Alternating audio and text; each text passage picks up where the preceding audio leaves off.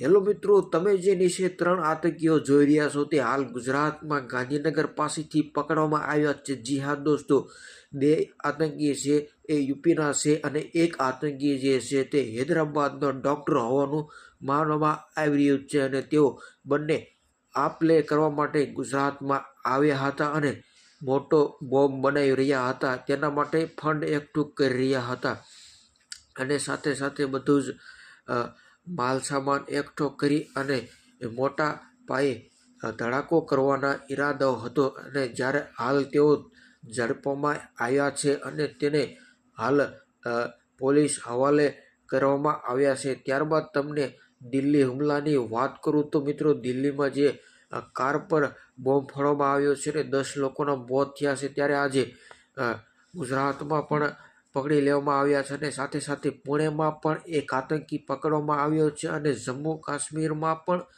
એક આતંકી પકડવામાં આવ્યો છે અને સાથે સાથે હરિયાણાના પણ 2 ડૉક્ટરોને પકડવામાં આવ્યા છે. જી હા દોસ્તો, અને સાથે સાથે નક્સલીઓ પણ સરેન્ડર કરી દીધું છે અને હથિયારો મૂકી દીધા છે. જી હા દોસ્તો, તો મામલો જે છે તે ભારતમાં ખાસ કરીને આતંકવાદીઓનો છે. જી હા દોસ્તો, તે સમાપ્ત થઈ જાય તો દેશ ઘણો આગળ જઈ શકે એમ છે, પરંતુ આતંકીઓને લીધે થોડો પાછળ રહી ગયો છે. તમારું શું કહેવું છે આના વિશે? કમેન્ટમાં જરૂર બતાવજો. આ વિડીયોમાં એટલું જ, તે મળીશું બીજા વિડીયોમાં.